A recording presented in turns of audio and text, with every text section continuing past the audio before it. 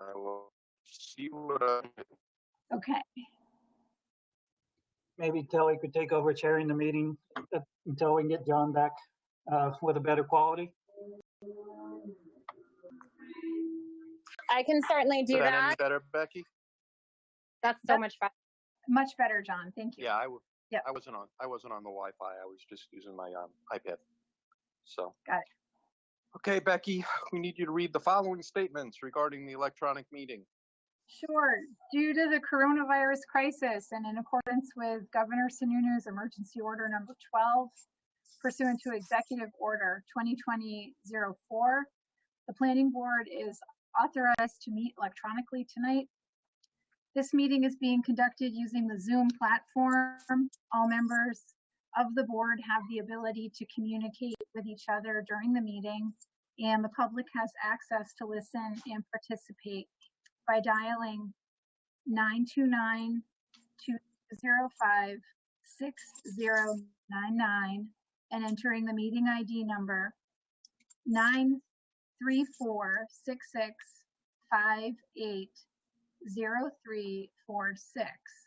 and entering the passcode 424086. Instructions regarding remote access to the meeting are available in advance by contacting the planning department, and folks also have the ability to participate by watching the meeting, which is being broadcast live on BCTV. There's no physical location for the meeting, which is permissible to the governor's emergency order.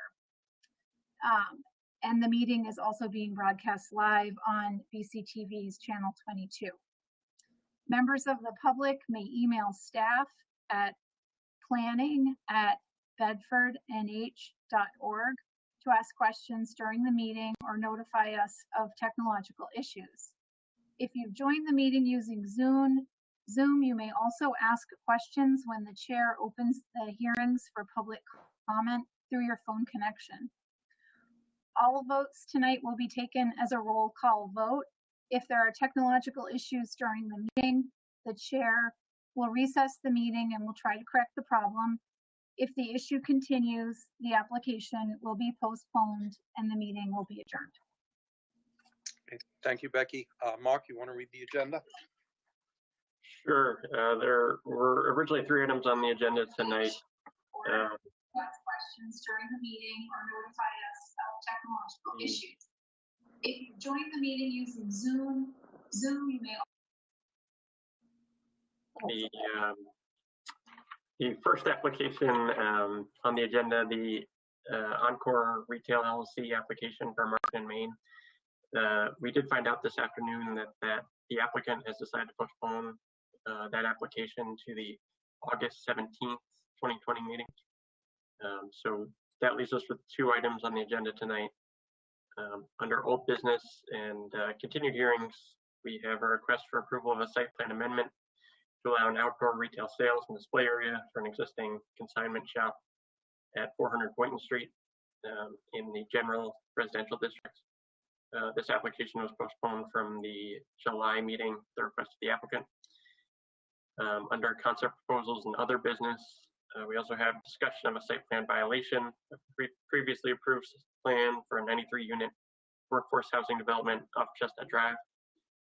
Lots 20-991, 20-992, 3, and 4. The 400 Boynton Street application has been reviewed by staff, and staff recommend that the board find the application to be complete. The abutters have been notified. It is the opinion of staff that the application does not pose a regional impact. Staff recommend accepting the meeting agenda, and in so doing, adopting the staff recommendation that the application is complete and that it does not pose regional impact.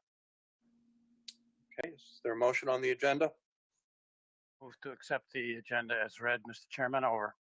Okay, that is Hal Newberry who's made a motion to accept the agenda. Is there a second? I'll second. Okay, Priscilla Malcolm is seconded. Okay, we'll do a roll call vote as far as accepting the agenda. Hal? Aye.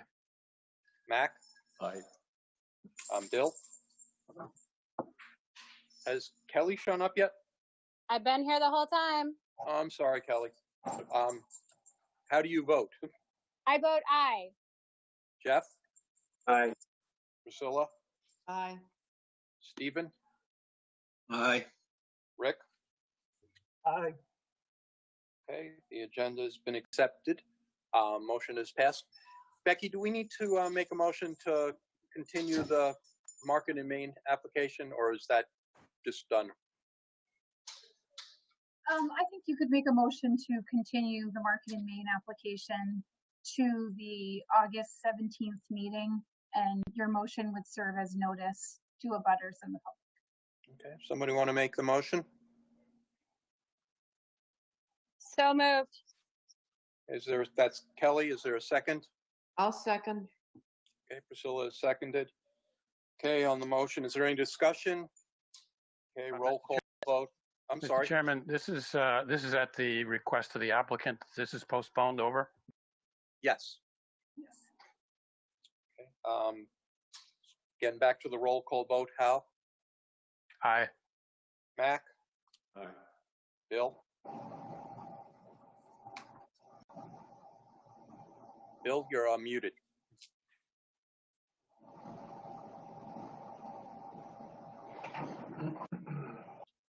Aye. Kelly? Aye. Jeff?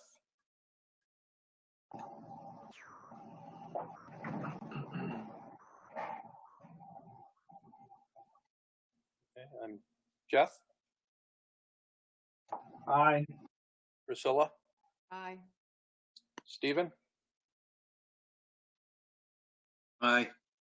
Rick? I believe Mr. Sullivan is sitting for me on this project. I'm recused. Okay. Matt? Aye. And Charlie? Aye. Okay. Motion granted. The application is continued to the August 17th meeting, and the motion shall serve as notice to abutters of the fact that it has been moved. Okay, next. First thing on the agenda now tonight is Mark Detcher, owner. Request for approval of a site plan amendment to allow an outdoor retail sales and display area for an existing consignment shop at 400 Boynton Street, lot 45-204, general residential zone. And again, this application was postponed from the July 20th, 2020 meeting. Is Mr. Detcher here or his engineer? Mr. Chairman, I'm here tonight. This is Tom Burns. I'm a senior project manager with TF Moran, and I'm here on behalf of Mr. Detcher regarding the change of use application for this project. Ladies and gentlemen of the board, for those familiar with the site, this is the Bedford. The location is the Bedford Home Consignment site at 400 Boynton Street. This is a site that has been home to the consignment store as a general retail use since 2015. That was previously the home of the Bedford Pool and Patio location, and then historically has been a number of other retail locations, a landscape site, etc.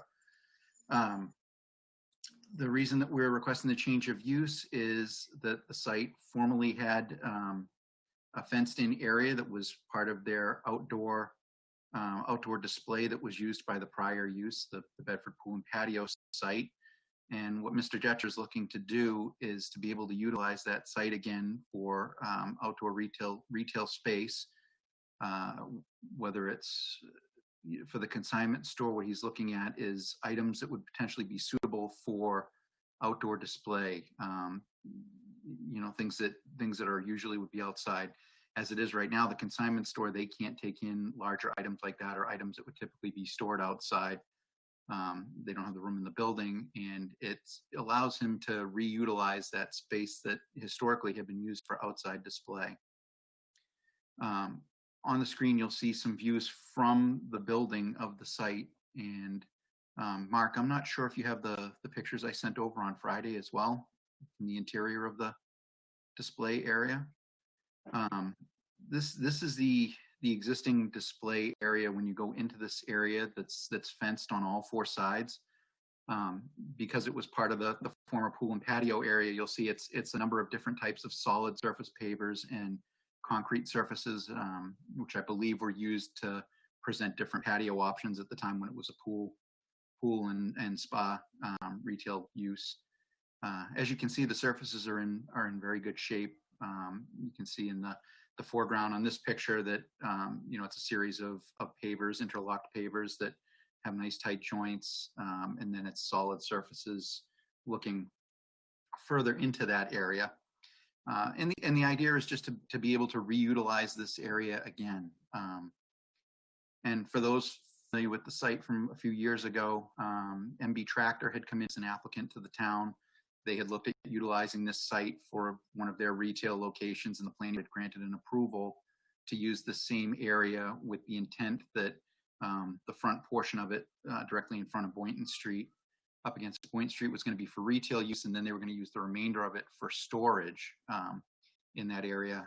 MB ultimately did not end up pursuing occupying the site after they got their site plan approval.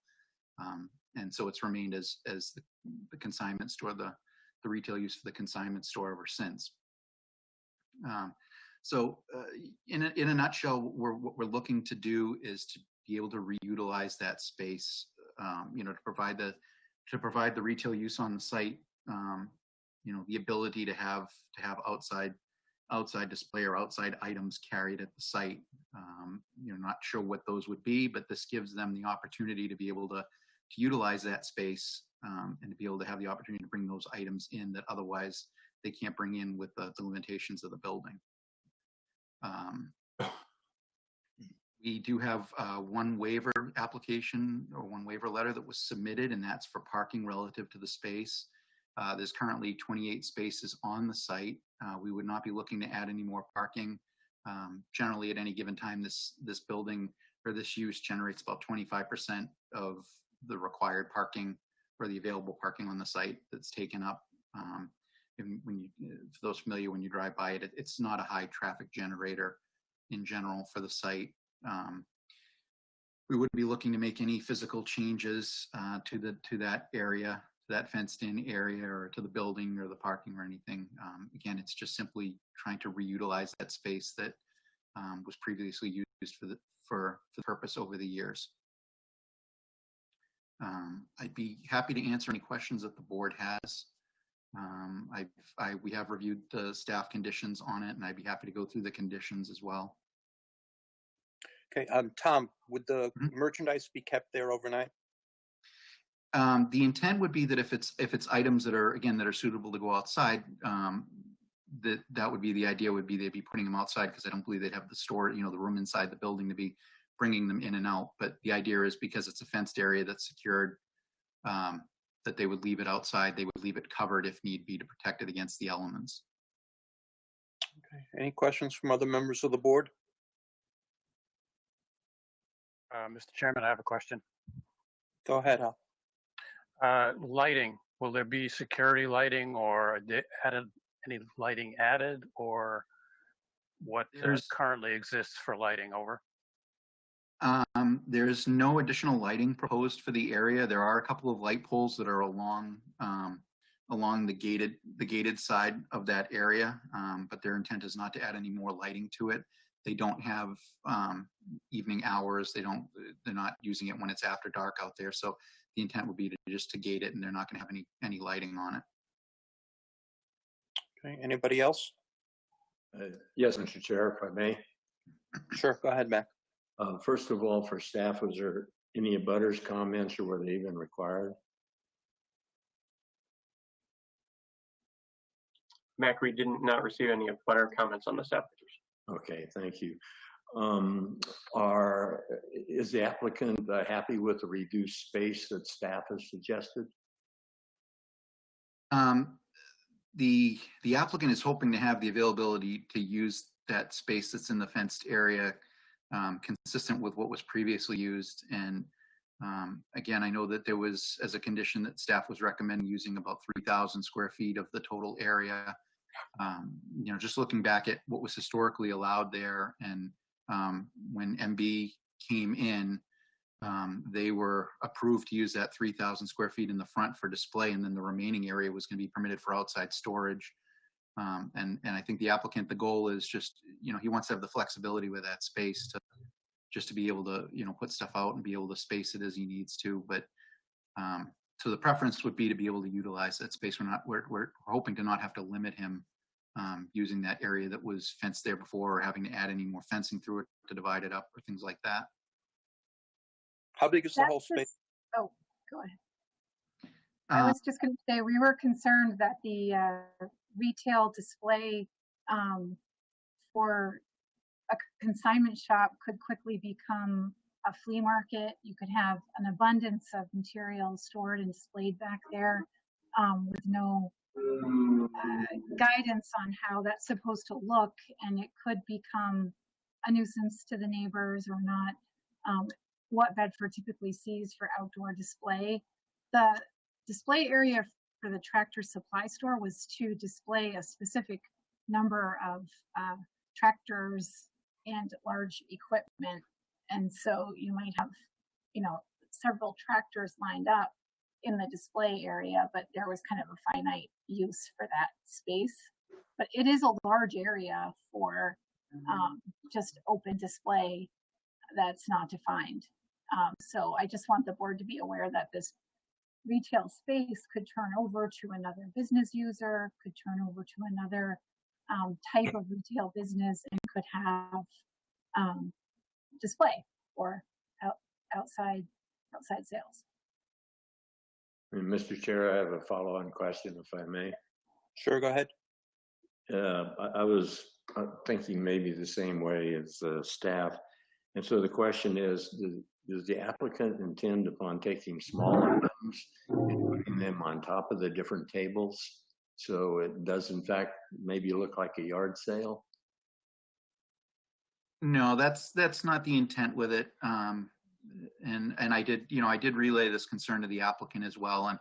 And that's not the intent with it. It's, again, the goal is, items that, again, are typically an outdoor item, but that wouldn't fit in the building, wouldn't be suitable for displaying in the building.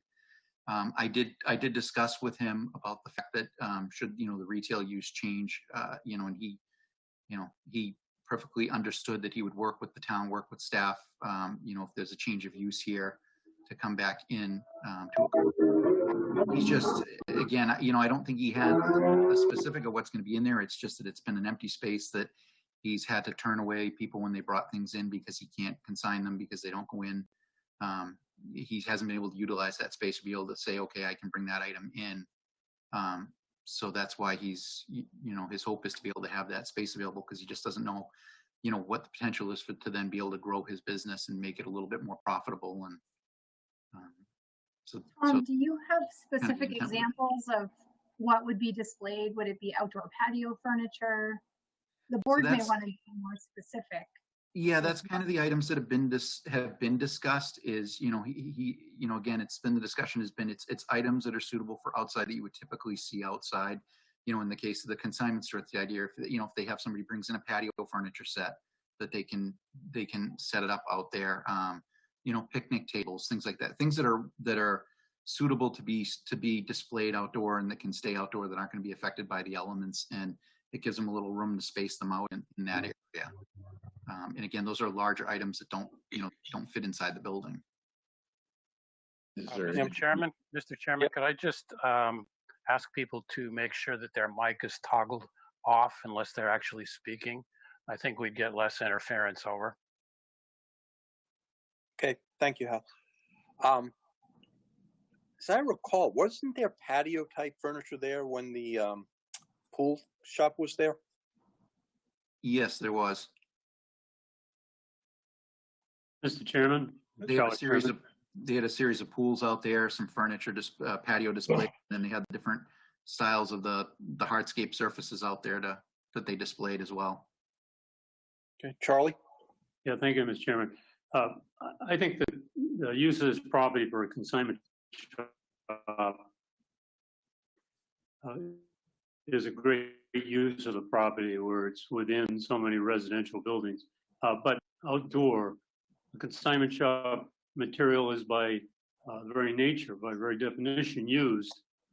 And I can see swing sets out there and patio furniture, a lot of different things. And it could, over a little period of time, start to look pretty junky.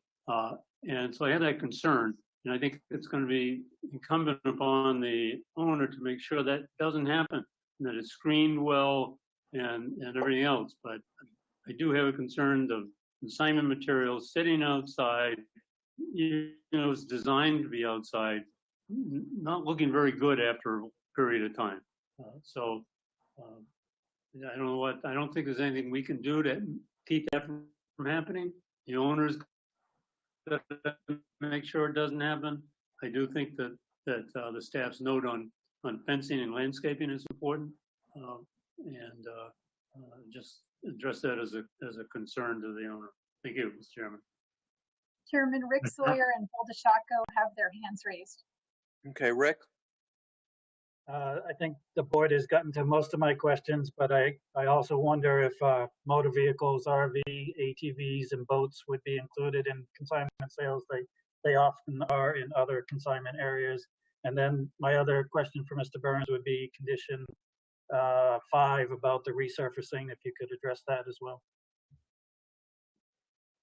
So as far as motor vehicles or boats and RVs, I haven't heard that from the applicant that's something that they're looking to store out there. I think that certainly, again, if that becomes something that they're looking to store out there, I'm sure they could work with staff if that's something to come back for, another change of use or another discussion. I'm sure he'd be amenable to doing that with that space. I just haven't, that has not been something that has come up between us. Regarding the surface out there, there is a condition 5 that noted that the display area would be resurfaced with concrete or asphalt pavement. And given the condition of the surfaces out there, our intent was not to add that additional cost and to have to go and remove all those solid surface, the concrete and the pavers, just to repave or replace with new concrete. As you'll see in the photos that I submitted, from within that inside of that area, that surface is in pretty good shape, and we'd like to be able to just continue to use it as is. The applicant is comfortable with using that surface on his property. It's in good shape. He doesn't have a concern with it, and it would be our preference to not have to go and replace it with something that's almost the same. Any more, Rick? Yep. No, I'm all set. Thank you. Okay, Bill. Yes, Mr. Chairman. I happen to serve on the Zoning Board of Adjustment when this first came to our attention, and it is a number of years ago. My recall is not as good as it used to be, but I remember that the abutters at that point were very concerned about limiting any type of outside displays and storage, and I'm sort of surprised there were no comments that have been made on this. But I know that was a very big concern at that point, and the only reason it really got approved at the ZBA level is we were assured that there would not be ever any type or any attempt of putting outdoor storage or display in that particular area. I too share the same concerns with Mr. Sawyer about making sure that the entire spot is repaved and made to a same surface, because even looking at the pictures that are showing us, the last picture, as I quickly saw, appeared to be a large area of cracked concrete. Thank you. Anybody else on the board? Mr. Chairman, a question for the applicant. So it's your assertion that the existing surface is level, even, and in good condition, and does not have has not started to break up over? Yes, Mark, if you're able to, can you go to the pictures of the other pictures I submitted where you can actually see from front to back inside the site? Yeah, I just want to mention these were the pictures that were submitted as part of the original application. Yeah, Yeah, those pictures there. So when you're looking at it, the concrete's different colors, so it kind of doesn't. That's why I took the photo, went inside and took photos within the gates. You can actually see it a little bit up closer. It gives a little bit of a clearer picture of what they look like.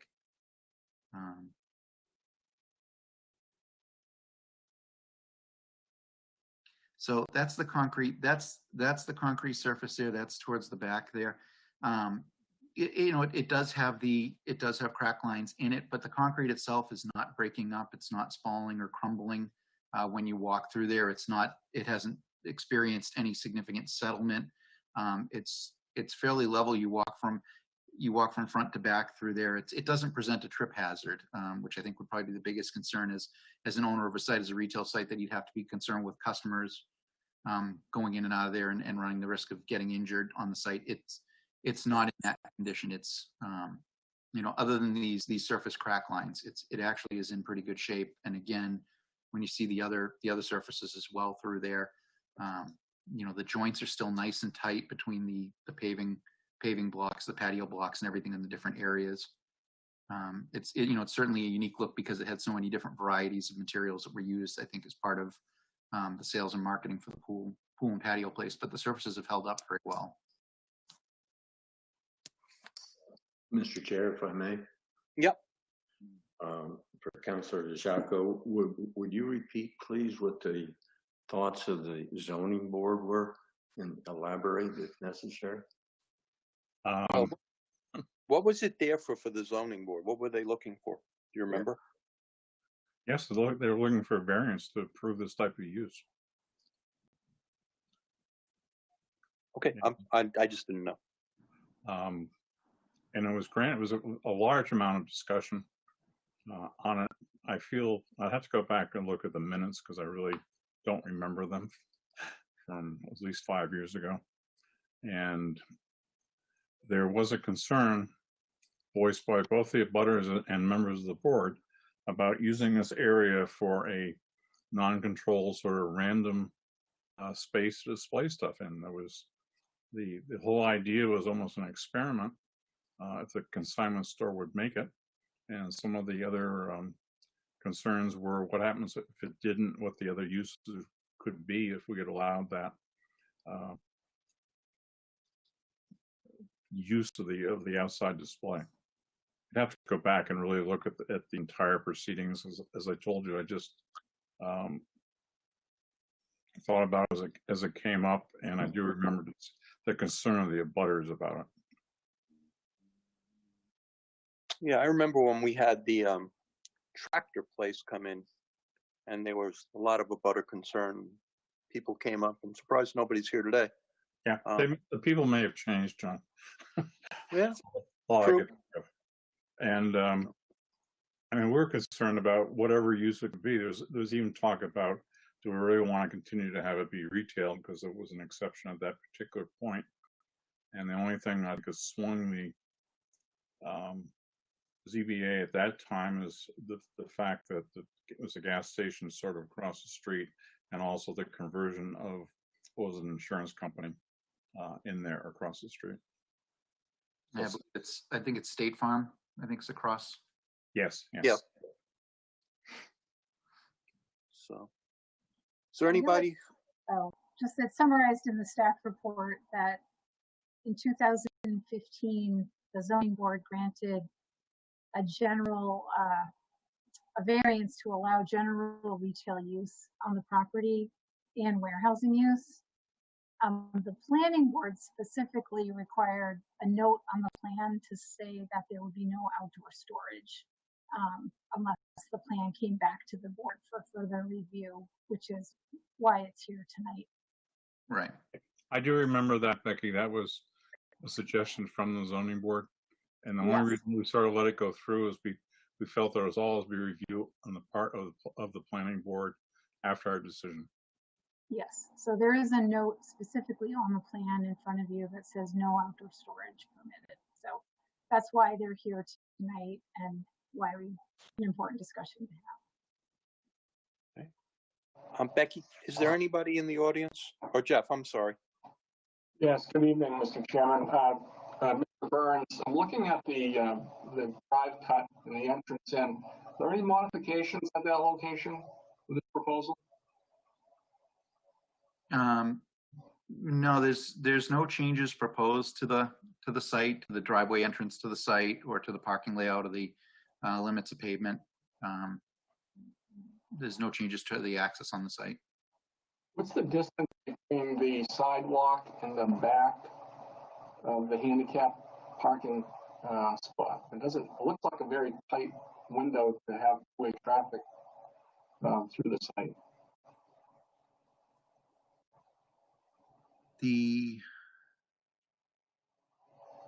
So you're talking, okay, the handicap spaces on the front of Correct. along Boynton Street? Correct. Looks like there's, just looking at this, looks like there's probably about maybe 10 feet or so from those existing spaces to where the back of the sidewalk would be, I would guess. 10 to 12 feet maybe. Seems very narrow to me.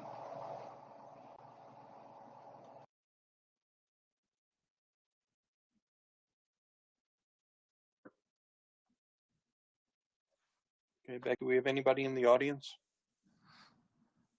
You have Counselor DeShotko and Matt Sullivan with their hands up.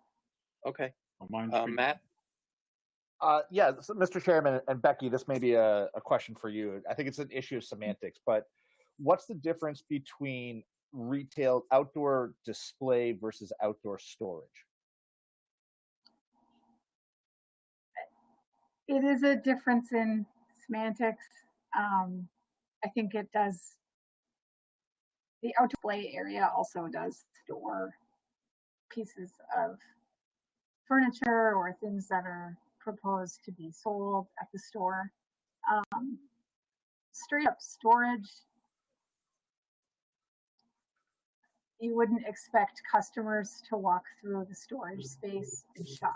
And I think the idea is that people will be walking through here to shop for items. Okay, thank you. Okay, Bill? I can't get it off. I'm sorry. I have no question. Mr. Chairman? Yes, Hal? A couple of things. I don't really have an issue with allowing them the whole space and to use the surfaces that are there. I am concerned, though, about it turning into a pile of junk.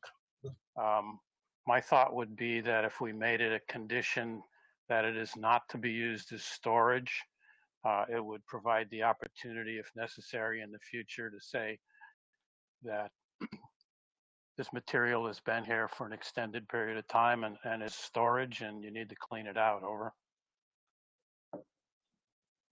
Okay. What do you think about that, Becky? Mr. Chair? John? Yeah, I've kind of dealt with, these consignment places before, especially the one down on Route 3 in Bedford here. And I know when we brought things in from an estate sale, they only kept those items for a period of time, 30, 60, or 90 days. And at the end of that period, if it didn't sell, they wanted the junk gone.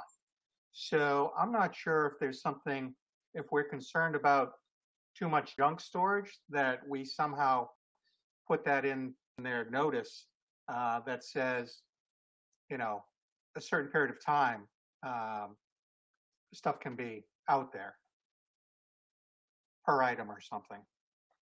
Okay. I think making a distinction between storage and display, and the items that are in the space should be for sale and available to be viewed by people who are shopping at the consignment store. So it doesn't become a storage place for discarded items. They have a storage area to the rear, and they have a warehousing space within the building today. Okay. Tom, what are your thoughts on that? Yeah, again, the intent of the space is for retail. So, we indicated on the plan that it's a retail display area. And again, that's the intent of the use of it. So I don't think there'd be any objection to that, to noting that that's what that space is for. It's for retail. It's not long-term storage of items. I understand what the board's saying. I think the intent is retail space. You're trying to move items. You're not trying to have items just sit there for, for an unknown amount of time, like you said, and then it just becomes a collection that's in there. And that's not the intent of this. It's a retail establishment. They're trying to, they're trying to get retail sales. So it doesn't. Yeah, they don't make money if they don't sell. Right. Yeah. From a code enforcement standpoint, it would help to clarify that it's not to be used for display of automobiles, recreational vehicles, or boats. Okay. Any vehicles. Any vehicles that need. Wouldn't they need a dealer permit for that? Technically, yes, but I think they're allowed. Property owners are allowed to display a few items if they're for sale by owner. I would think that, Charlie, I would think we'd add a condition that no motorized vehicles of any type could be displayed on the site. Bicycles and things like that would be okay. Nothing motorized. No scooters, no motorcycles, no RTV of anything. So no motorized vehicles, I think, as a condition would cover that and would keep it clean. Okay. Anybody else on the board? Okay, we have anybody in the audience, Becky? Oh, Kelly? We have had a few people. I'm going to stop sharing the screen. Okay, thank you. If anyone has joined tonight via Zoom and would like to comment on this application, if you could please raise your hand or unmute your mic and speak up now.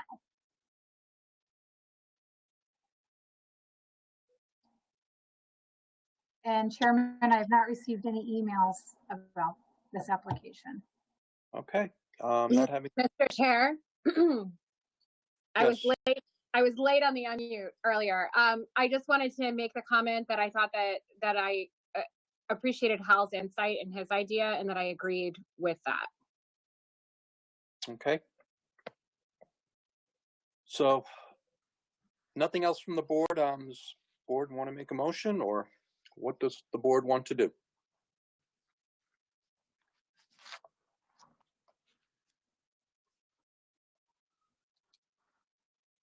Other than sit here and look at each other on Zoom.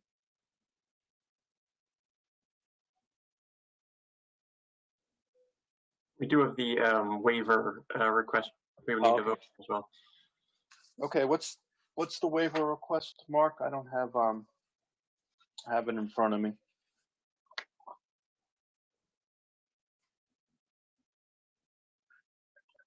Mark, you're muted.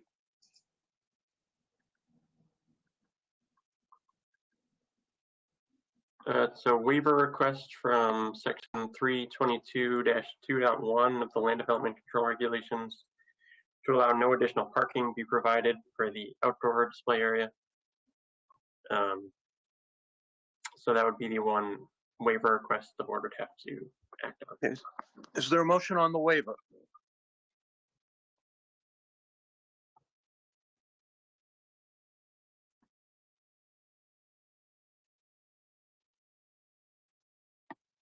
Chairman, I'll make a motion that we grant the waiver to section 322.2.1 Land Development Control Regulations because this particular specific use has proved not to need the additional parking would be required. Is there a second on the motion? Second. Okay, any discussion? Okay, we'll do a roll call vote. Hal?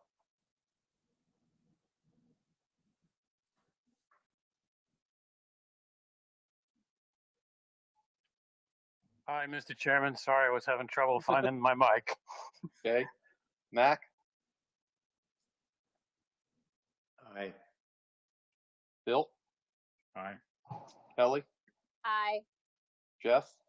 Aye. Priscilla? Aye. Steve? Aye. And Rick? Aye. Okay. It's all the regular members. We don't have any alternates voting tonight on this. So the waiver is granted. Is there a motion on the application? Mr. Chairman, can I just ask staff a question? I guess, Mark Connors, you wrote the staff report. I don't know if you or Becky want to weigh in on condition number 5 at this point, given the additional photographs and testimony. Are you okay with the concrete as it exists, or would you like your motion to stand, or your suggestion?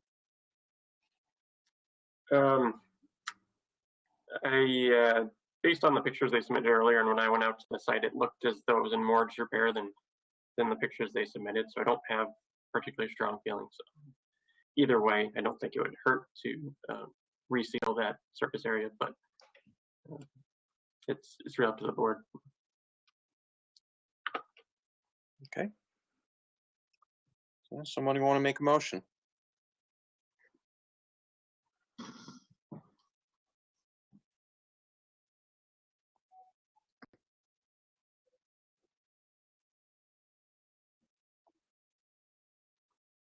Hal, you had some suggestions earlier. You want to make a motion?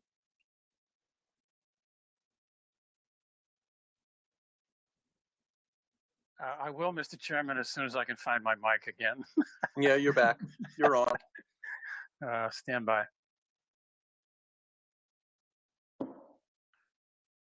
So I make a motion that the planning board, well, we've granted the waiver.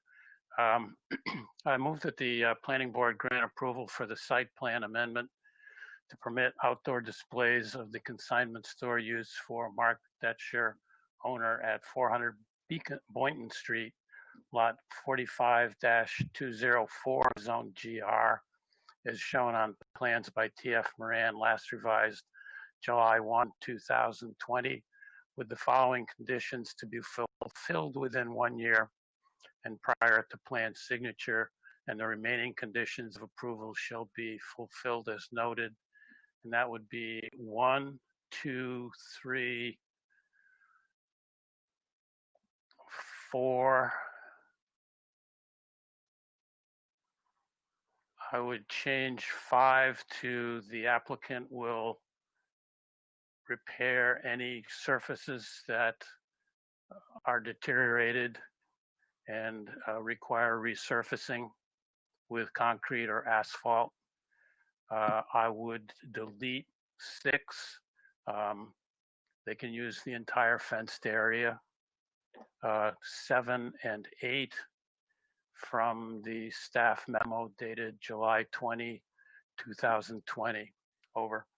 Hal, you want to put in something about motor vehicles? I accept that as a friendly amendment. Okay, then no motor vehicles may be stored in the area or displayed in the area. Yes. And I'll second the motion as amended. Okay, so we have a motion by Hal, second by Kelly. Any discussion? Okay, that will take the vote. Hal? Aye. Mac? Aye. Bill? Aye. Kelly? Aye. Jeff? Aye. Priscilla? Aye. Stephen? Aye. Rick? Aye. Okay, motion is granted. So, Chair. okay, next on the agenda, we have under concept proposals and other business, discussion of a site plan violation of a previously approved plan for a 93-unit workforce housing development off Chestnut Drive, lots 20-99-1, 20-99-2, 20-99-3, and 20-99-4, and I believe that is in the commercial district, though it's not on the agenda. Becky, why don't you tell us what this is about? Sure. I put this on tonight's agenda to update the board and to get some guidance and feedback from the planning board in regards to the next steps in correcting a site plan violation at the Bow Lane Workforce Housing Development off of Chestnut Drive. In June 2019, the planning board granted conditional site plan approval for the renovation of the former Shorty's restaurant and the construction of the 93-unit workforce housing apartment complex consisting of three-story apartment buildings. The approval included 26 precedent conditions that needed to be finalized before the site plan is signed by the planning board. That planning board signature indicates the board's final approval of the permit. And no construction or land clearing or development may occur until the planning board has signed the plan and issued their final approval. The owners of the property cleared the trees and vegetation on the property before the site plan was signed by the board and before those 26 precedent conditions were finalized.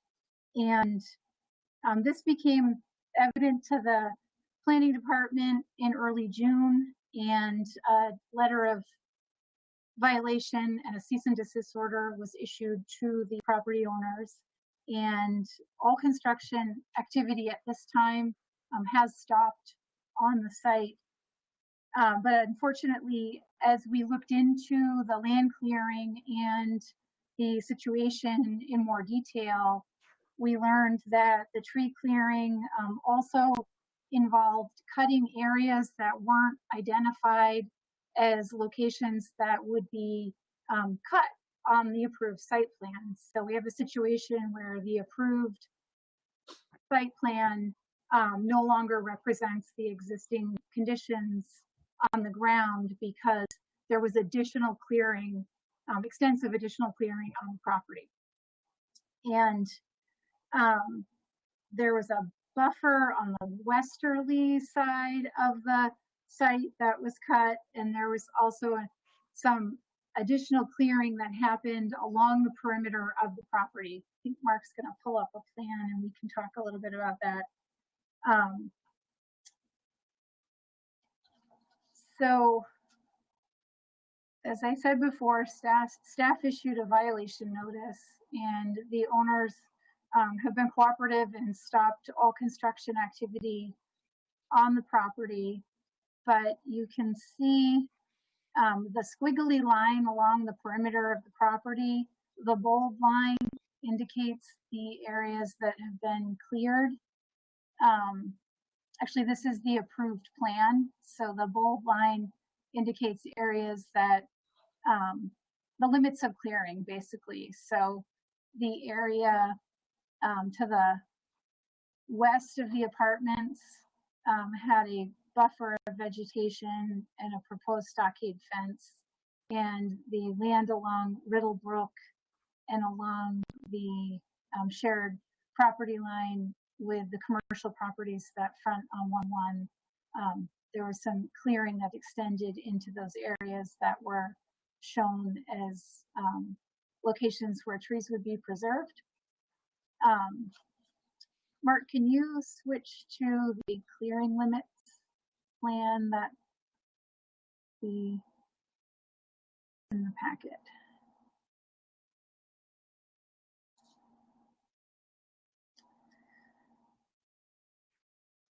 So after discovering the violation, I consulted with the town attorney and discussed possible steps to take in order to correct the violation. And at his recommendation, I wanted to update the board on the situation, and I wanted to hopefully get some feedback tonight from the board on a pathway to move forward to correct the situation. At this point, construction can't begin again until we have an amended site plan that proposes some restoration and revegetation of the areas that have been cleared. If you look at screen now, the areas that are shaded along the perimeter of the property approximately represent those areas that have been cleared where the trees should have been preserved. And all of those 26 precedent conditions need to be satisfied, and the plans need to be signed by the board before construction can begin again. And the town also would need to take an erosion control bond and site stabilization bond, and any of our pre-construction requirements would need to be satisfied before construction could begin on the site again. The applicant has done some work to start to correct the issue, and they have the property surveyed, and the plan you're looking at right now is an illustration of that survey marking the approximate limits of clearing.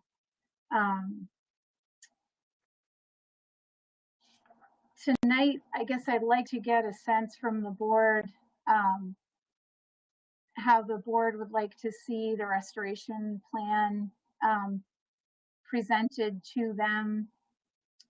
This is a significant violation, and as you can see in your packet, you've had some concerns from the abutting property to the south. The clearing also extended onto their property. So you have a letter in your packet from Attorney John Sokol. You also have some letters from other abutters who state they have no concerns with the clearing, and the applicant has provided a draft restoration plan, and they're in agreement with that restoration plan. Going back to the fact that the site plan that was approved differs from the existing conditions on the ground, in order for us to move forward, we would need the board to approve a site plan amendment that would include a new planting plan and land restoration plan for the cleared areas. When things like this happen, if it's a minor issue or a minor violation, staff would often approve an amendment like that administratively, but this is a more significant violation, and I guess I wanted to bring it back to the board, get clarification that you agree this should go back to a public hearing for a site plan amendment rather than having staff approve a change administratively. And the letter from Attorney John Sokol is asking for a third-party surveyor, landscape architect, designer to be involved, and for a specific size tree to be planted with a tree spade. So it's very hard to replace mature trees that have been lost. And I guess I'd like to hear the board's thoughts on this. You have all the material in your packet that the applicant has submitted in preparation of this discussion, and you also have the letter outlining the concerns from the abutters. Okay, before we have a discussion, why don't we hear from Mr. Sokol, and the applicant has a representative here tonight. Sure. Mr. Chair, this is Kelly Murphy. I recused myself from the underlying project, so I'm going to recuse myself from this as well, just for consistency's sake. Okay. Yeah. Mr. Chairman, this is Matt Sullivan. The same statement applies here. Okay. So, John Sokol? Before we start, I just want to clarify again that we're not asking you to approve a specific plan tonight. So that would, in theory, come back to the planning board and be discussed and reviewed at a public hearing. So as you get into the details of the plan, I want the board to understand that you're not actually approving land tonight. We're just looking for some guidance and direction so that we're all on the same page. Okay. Yeah. I'd still like to hear from Mr. Sokol and the applicant. So this is John Sokol. Can you hear me? If so, I'll go first. Nope, we can hear you.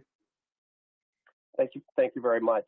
I'm here tonight on behalf of the Dumas family, which is the abutter to the south, who was very negatively impacted by the tree cutting. It, throughout the project, the process was balance this, some seed here. It was a large project. The buildings were tall. knowing that there would be a buffer of large mature trees preserved, together with that buffer area being enhanced, was one of the things that caused the Dumas family to finally support the project and get on board with it. I mean, the buildings are very tall. They will tower over her property. And goal for tonight is just to make sure we'll have a public hearing to discuss this. This is not a matter that can be approved administratively. RSA 676:4 talks about when approvals and conditions of approvals can be granted administratively, as opposed to those requiring a public hearing. And two of them are relevant here. One is minor plan changes, whether or not imposed by the board as a result of a public hearing, compliance with which is administrative and which does not involve discretionary judgment, and two, conditions which are in themselves administrative and which involve no discretionary judgment. There's a lot of judgment that needs to go into figuring out what an appropriate remedy here and what an appropriate restoration plan is. Some large, tall trees, 125 feet and taller, were taken down. Whether it was a mistake or not, I don't know. Give the applicant the benefit of the doubt on that for this conversation. But obviously, they started without site plan approval in hand. They started without, without doing a pre-construction meeting, without posting necessary bonds. And if had those processes and protocols been followed, none of this would have ever happened. So we have received a copy of that plan from the developer's attorney. I did send him an email asking some questions about it. I've not heard back from him on that. Joanne Dumas's brother-in-law, Paul Scarpetti, received an inventory of what was cut from, I believe, the site excavator on Friday. It does not look accurate to us, and we want some time to look at that, but ideally it would be reviewed by an independent forester selected by the board. We really want to look hard at what was taken down, what protections were lost as a result of this, and to make sure that an appropriate remedy is put into place. We're not looking to be obstructionists. We're not looking to be bad people. We just want the process to be followed. There was a process that was followed for the original approval, and now we're materially different than what was there at the beginning. And, we'll look at the plan. We've asked for additional information, and we'll look at it. But this project has started awfully. I mean, awfully. And we are concerned about next steps on the project. Forget about the restoration plan. The next construction steps. If this was not intentional, then the developer lost complete control over their construction people who went out and clear-cut the property before they had site plan approval, clear-cut a required buffer area, and clear-cut onto an abutter's land. And we're concerned about that, too. We're very concerned about how this started and how, very well-known laws, regulations, requirements were just ignored. So I've said my piece for tonight for now. Again, I expect that there will be a public hearing on this.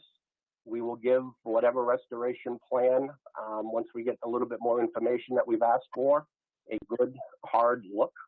And, we know that 125-foot tall trees can't be replaced. We know that 175-foot tall trees can't be replaced. But I think a lot more can be done than was shown on that restoration plan. And we look forward to talking to the board about that at a public hearing. Okay. John, Cronin, I think you're up. And you're also muted. Okay. Okay, I think I'm here now. Mr. Chairman, members of the board, my name is John Cronin. I'm representing the applicant as we did in the original process. I will concede this is the type of case that you never want to be involved with. And certainly we acknowledge that the limits of the no-cut zone were exceeded. I'm sure members are scratching their head and saying, how did this happen? As I had the same questions myself. Before I get into it, I know two members have recused themselves.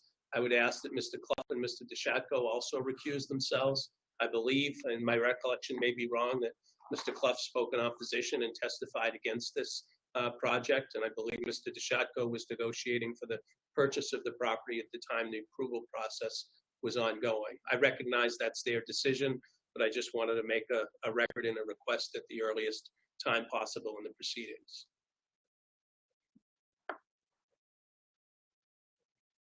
May I comment, Mr. Chairman? Sure. I was not involved in any negotiation process for this property. We had a discussion of what could be done. The two principals basically walked away from the situation. There was no discussion that went on any farther.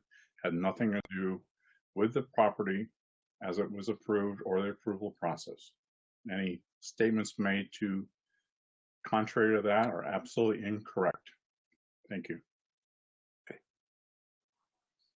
And as far as I'm concerned, any involvement that I had on this property was as a private citizen. And, you know, all of my commentary at public meetings was as a private citizen. I have no bias against the applicant.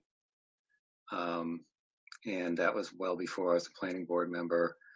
And I anticipate moving forward to give all parties a fair shake.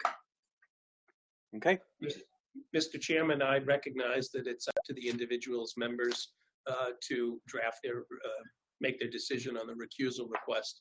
With respect to Mr. Clough, clearly he was actively involved in opposition. I believe he had signed a petition, whether he was a private citizen or not. And I recognize the board has some authority to at least have a vote making a suggestion. And I think it would save the applicant and the town a lot of time and money if Mr. Clough recused himself. I recognize that's up to the chairman to decide. And if you want me to move on, I'm happy to do so. No, I think you can move on. All right. So how did this happen? As folks may know, that the school district was working with the applicants to try and get as much of the site work done prior to the return of school, if that were to happen. My understanding is Mr. Antignost hired some capable contractors that had experience not only in Bedford, but around the state, and have done a good job on other sites for him. Requested to be at the ready because we were working on those 26 conditions. I will note, with the exception of the DOT project, all of those documents have been received. We made an effort to submit them as they were received, but the preference of the town was to get them all in one lump sum and not to give them individually. As of last Friday, one of the last easements from Tuxman was received. So we're hoping that the DOT permit will be forthcoming within a week or so. So the instruction was to be at the ready, try to see if you can have a hole in your schedule to get started as soon as possible. We understand that the contractor, the site contractor, took that as all good to go, as a timber permit was issued, and they had a pre-meeting with the school. We recognize that's not an excuse. We're not suggesting it as an excuse. It was wrong. It shouldn't have been done. But just to give you some context as to what happened out there. As far as the work that was done, there was no benefit to the applicant here. Certainly there'll be a great expense, not only from the delay, but the cost of restoration and so forth. I think the mention was it was early June when this violation occurred, but I believe it was actually in early July. Ms. Hebert gave a notice, I believe by text, that there was a problem. The work had started and tree cutting was done. After some discussion, there was a meeting on the site walk with Ms. Hebert to analyze what had been done. Suggestion made by Mrs. Hebert, who was noticeably upset that they would have to do some restoration of that buffer. She suggested the optics site as a buffer that the town was particularly pleased with, would be a starting point for it. Immediately, TF Moran started working on it based on the optics buffer and created a plan for an enhanced buffer that really magnified the amount of plantings that were in the original plan. Mr. Brennan, I have to interrupt you because you're putting words in my mouth and telling a story that is incorrect as far as the timeline and the events that occurred. I guess I feel like I need to explain to the board what happened. July 1st. I thought we were moving forward, but this was an incredibly aggravating situation for me. And I had an email exchange with TF Moran. They were looking to schedule a meeting at the school to review starting the utility work at the school. And I specifically said, there can be no construction on the Bull Lane site. And I did not get a clear response from TF Moran after that email exchange. So I took it upon myself to drive down to the site. I happened to be working remotely 30 minutes away, and discovered that all the trees had been removed from the property. And that happened in early July. The team asked me where we've had situations where residential buffers had been an issue, and I directed them to look at the optics site because there is a successful buffer behind the optics building. So I really would appreciate you not selling the restoration plan and the corrective measures that you're proposing as something that we collectively agreed upon. I specifically asked for this meeting with the planning board because I need direction from the board on this matter because the violation is so significant. Well, I guess the point of my clarification was to correct the date from June to July with respect to the issues as far as the restoration plan. My understanding that it was shown to you and you requested some additional deciduous trees and we're pleased with it, but that's really not relevant tonight. We can deal with that at the hearing. As far as the staff report that was provided, there's no objection to the site walk or anything of that nature. It's probably a good idea so members can get a look at it with their own eyes. There's no objection to having the amendment to the landscaping plan and the site plan put forward so that you can evaluate it and to have a public hearing where everyone can hear their own positions. As far as the goal here, the goal is, of course, to correct this situation, to make it better than it was proposed. There's no one asking this board whether you could or not to waive any of the rights that the Dumases have. We recognize that they have independent rights outside of this planning process, and we've put the tree cutters and foresters on notice and their insurance companies of that. So we expect that we will have to deal with that. Our hope is to satisfy the Dumas family in that regard. So no one here is suggesting that we're looking for an absolution from the planning board. So in terms of the recommendations of in the staff report, we're fine going to the next meeting and moving forward and try and make a correction. Okay, does anybody in the board have anything they want to comment on or discuss? Yeah, Mr. Chairman, I'd like to speak if I may. Go ahead, I'm sorry, Charlie. who's that, Al? No, go ahead, Charlie. Oh, Thank Charlie, you. okay. I can't express how furious I am about this. Those trees were critical. The preservation of those trees were critical to my vote to approve this development. These people know the rules, and they were reminded of the rules by Becky, and they still went ahead and broke them. It's the continuation of the arrogance these people shown during the site approval process. I think it's important we have a new site plan developed and given for the board to look at. And I think that all things that should be on the table, including rescinding the approval for this site plan. Thank you, Mr. Chairman.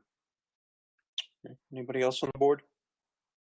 Mr. Chairman, this looks to be a rather egregious situation. And before I would even think of considering a mitigation, I think the board should go out and have a look. I think that the board should also have a third-party surveyor and a third-party qualified landscape architect to review the proposed plans over. Okay, is there any dispute, Becky, about the border or about where the property lines are or anything that we need a survey done? I believe that in Mr. Sokol's letter, there is a recommendation for a third-party surveyor to mark the stumps that have been cleared and to accurately identify those limits of clearing by a third-party surveyor, so it's not something that's disputed.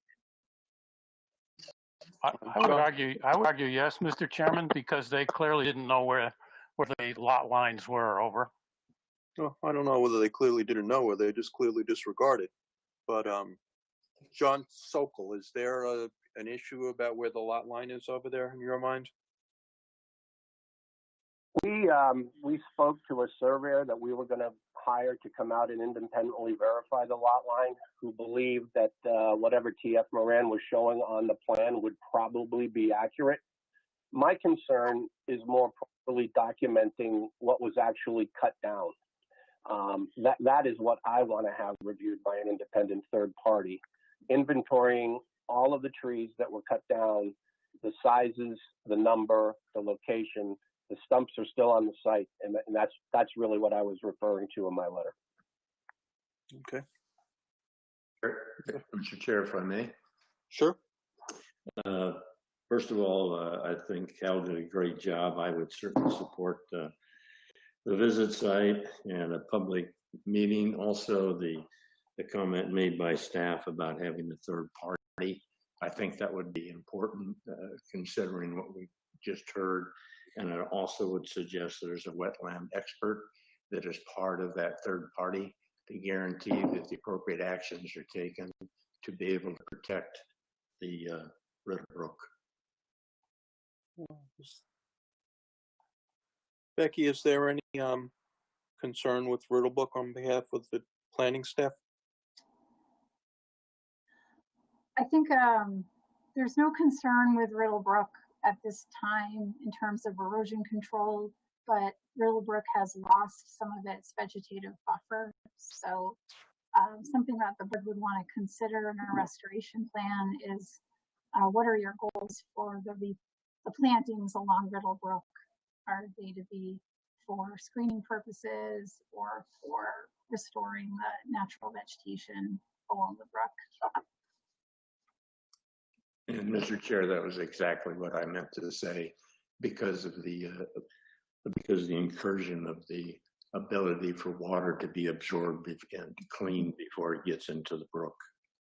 In my experience, a landscape architect is very qualified to also make those decisions. So if the board were inclined to have a third-party landscape architect review and make suggestions on the restoration plan, I think they'd be very qualified at looking at native plantings or restoration of the ecological qualities of the buffer. Okay. Anybody else on the board? Mr. Bill, Chair? is that your hand? Yes. I'd just like to give my support to the comments made by Mr. Fairman, Mr. McMahon, and Mr. Newberry, Dr. Newberry, excuse me. I think they're right on the mark, and this is the type of thing that we have to follow. Thank you. Anybody else? Is there anybody I'm sorry, who was that? What? Was somebody about to speak? I was trying to. I have a couple of questions. If we could revert back to the plan that was shown, and in part of the staff, or I think it was from the forest, I read through his report, and he said that the school had asked him to clear some trees. Can you identify where those trees are that the school requested that the site contractor clear?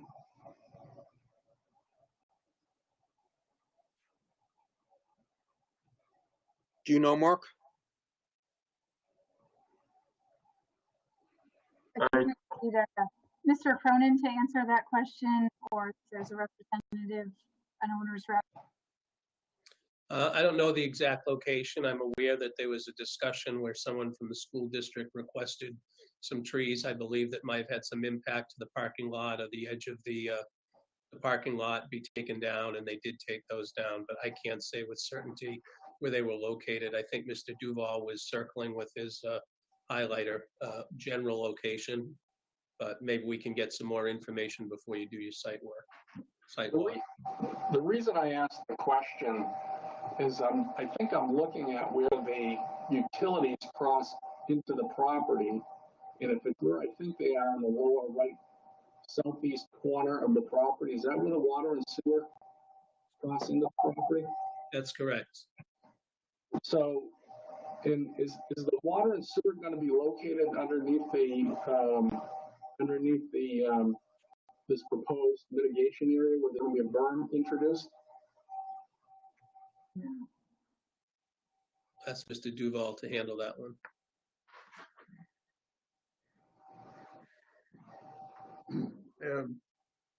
Well, the proposed, the original clearing limits made room for the sewer and water trenching. As you can see the old tree line here, and there was a gash in the middle of it that accommodated the water and the sewer connections to the high school property. And the proposed mitigation would also not plant directly on top of those lines, if that's the thrust of your question, Jeff.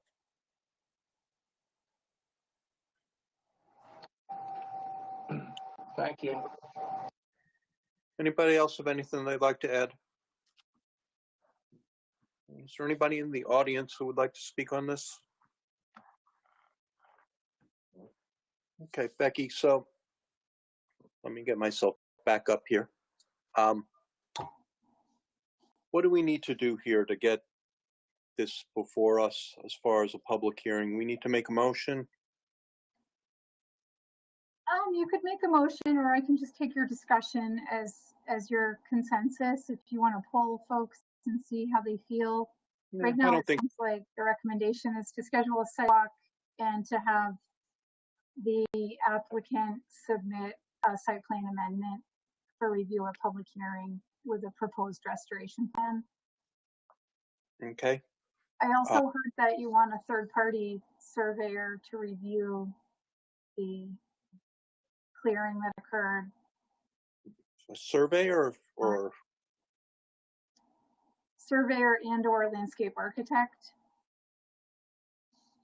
Yeah, I'm really not sure what the surveyor is going to be able to add other than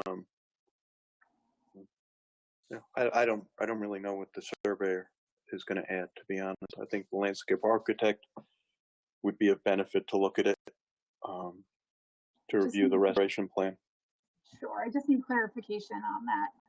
So my question, Mr. Chairman, would be, who do we think would be qualified to inventory the extent of the cutting there? I think I heard the abutters representative concerned about inventorying and understanding exactly what had been removed over. Yeah, I think in my problem with, I'm not doing an inventory on the applicant's property is one thing. I don't know whether it's the job of the town to hire somebody to do an inventory of what was cut on the Dumas's property. So I assume that's all going to be part of litigation between the Dumas's and the applicant here. Again, if people on the board have strong feelings about this, I'm not hard over on a surveyor, but I would definitely be in favor of making sure that we have a landscape architect review the proposed mitigation over. Yeah, and I would think, Becky, that a landscape architect could tell us what's been cut too, wouldn't you think? Or who knows? That's a little bit more of a specialty. You know, looking at the stump is more of, I think a forester would be the professional who could tell us exactly what tree was cut down and how old or how big it potentially was. But again, well, we do have a forester's report. Mm-hmm. Mr. Sokol is disputing it. Perhaps maybe what we should do is when we go out and do a site walk, we can go and see, and if we find that we think there's discrepancies in what the report says and what we see out there on the site, we could request that it be reviewed by somebody independent. I don't know, how do people feel about that? Mac here. I think there's always a value of a third opinion to ameliorate any differences that may occur between the two. It gives us in a better position. Okay. Anybody else have any thoughts? I would agree with Mac's comment. Over. Anybody else? I agree with Mac's comments as well. So who was that, Bill? No, but I do. Okay. It was Jeff. Oh, okay, Jeff. My screen only shows 8 people, so if you're not on my screen at the time, I don't know who's speaking.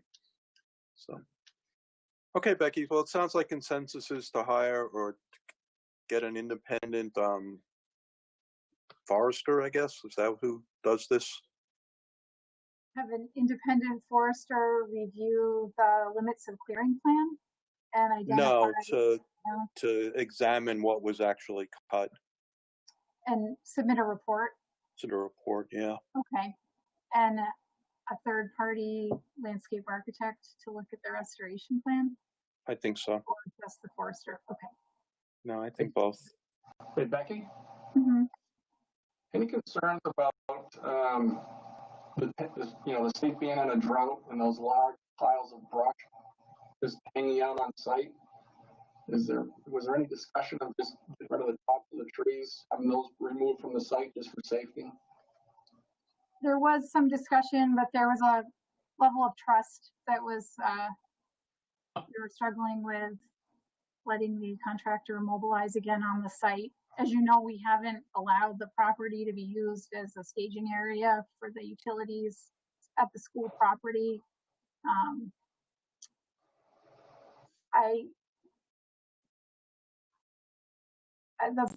The applicant would like to remove the logs that have been cut.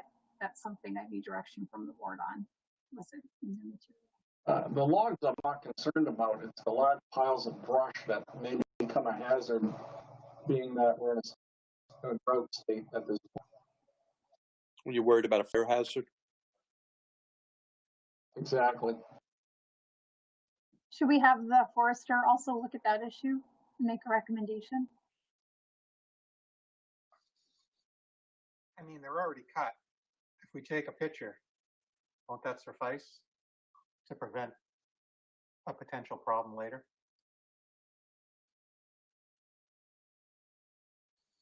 Yeah, I don't see what leaving them on the site is. What's it actually doing? Especially if we're hiring a forester who's going to be able to tell us what they were anyway. Well, then you're asking me to have the contractor mobilize in on the site with heavy equipment and mechanized equipment to move that's true. shrubs and brush around. So it's just a fine line. Yeah, I wouldn't. A difficult thing for staff to enforce. Okay, well, how quickly can we get this on? How long will it take you guys, John, to put together your restoration plan?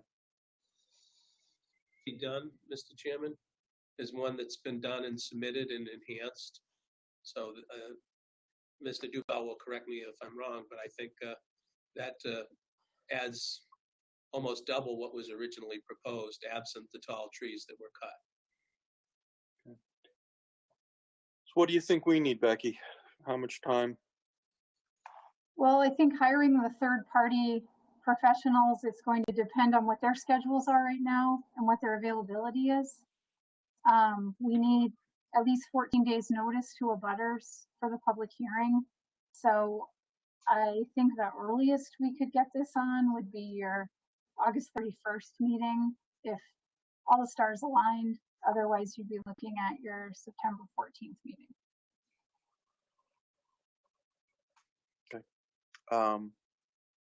Is there going to be a site walk before these meetings? That would be the plan. Did hear that? Yes. Now, Becky, what do they have to do? Do they have to submit an application? They do. They would submit an application for a site plan amendment. Okay. And we see these frequently. We just heard one tonight to add sure. the outside display area. Okay, then you have to give 14 days notice to abutters. Yes. You're going to have it reviewed by staff that normally goes through all these things again, like fire department, police department, things like that, or? Correct. We would have to review it, and if you want to have third-party review, we would have to contract for that third-party review, and that would be paid for by the applicant. Okay. Well, I guess we don't have to pick a day now because they have to make the application. So we can let that trigger what has to be done and what can be done. I think it would be when everything, it sounds to me, I guess I'd like the board to summarize what you'd like to see at the end of this discussion so I know we're all on the same page, and we'll put that plan in motion, and it will take the time it takes. Okay, my understanding, somebody can correct me after I'm done if I'm wrong, is that we want to set up a sidewalk. We want a public hearing on the amended site plan, which would include the restoration plan. And we want the restoration plan reviewed by a landscape architect. And we want a forester to go out and do a survey of what was actually cut. Does anybody have anything else that I missed? Mr. Chairman, I don't think you mentioned that we have to have a revised site plan. And one thing, Becky, I want to make sure, if they satisfy all the conditions of the original site plan at this point, they cannot start, right? Or do we need to include that in the motion that they cannot start up again until the revised site plan is approved? Well, they can't start up because the site plan isn't what was approved, what they're working from. Yes. The site has changed. The site has changed. I just want to make sure, Mr. Chairman, thank you. I just want to make sure they can't start up again. Is there anything else that I missed? Mr. Chairman, I was just trying to clarify, it's Rick Sawyer. The forester has already done a survey. Can we have it be similar to what the landscape architect's going to be doing, is providing comment on the existing survey versus a whole new survey being done? Rick, the survey that was provided only looked at the trees that were involved in the trespass, which isn't really what the board is looking at. So. All right, sorry, my misunderstanding. Thank you. Yeah. Okay. Anything else? What about wetlands? Do we need to have a wetland expert also? Or No, not? I don't see why. Okay. I think the landscape architect can deal with the vegetation in the buffer, and I don't see any evidence. When we get out there, if we see anything on a sidewalk that seems to show that the wetlands were disturbed, that would be one thing. But based upon what Becky said and what we've seen, I don't think that it's an issue at the moment. So, but again, once we're out there, we could see. I'm sorry, Hal, were you saying something? No, I was just agreeing with you in terms of the wetland scientist over. Okay. Becky, you need anything else from us now? No, that's great. Thank you. Okay. So that takes care of that. So next thing we have is we have minutes. Any corrections or changes to the minutes from the past board meeting? Okay, is there a motion to accept the minutes? So moved. Second. Okay, Hal's motion, Bill's second. Any discussion? Okay, we'll do a roll call vote. Vote is to approve the minutes. Hal. Aye. Mac. Aye. Bill. Aye. Kelly. Aye. Jeff. Aye. Priscilla. Aye. Stephen. Aye. Rick. Aye. Matt. Aye. John. Aye. And I believe I've gotten there. Oh, Charlie. Aye. Okay, minutes are approved. Next, Becky, any communications from the staff? I can give you a quick update on the master plan and the public informational session. the think tank recorded their presentation. Thank you to Kelly, who participated in that recording, along with 2 other members of the think tank. And we're now waiting for TPUDC to complete their recording of their portion of that presentation. And then we're working with BCTV and Bill Jennings from BCTV to create a show that could be broadcast and rebroadcast on BCTV to solicit public comment on the master plan.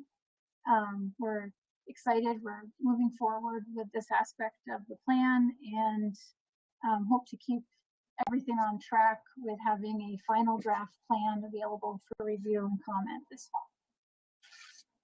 Great. Anything else? Nope.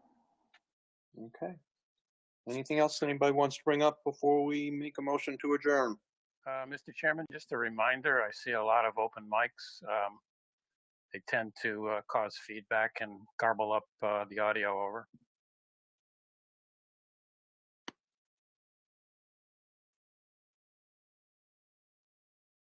You can't mute me, Becky. Okay. Somebody want to make a motion to adjourn? So moved. Second. Okay, Mac made the motion. Kelly made the second. Hal? Aye. Mac? Aye. Aye.